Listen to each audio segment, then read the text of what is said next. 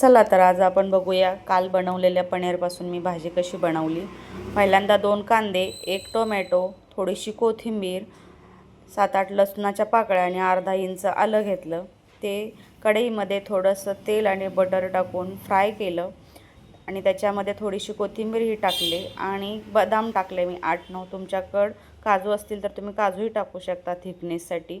ते मी मिक्सरच्या भांड्यामध्ये काढून थंड झालं की थोडंसं ग्राइंड करून घेतलं आणि नंतर कढई ठेवून त्यात तेल आणि बटर टाकलं। तेही तेल सुटेपर्यंत छान परतून घेतलं।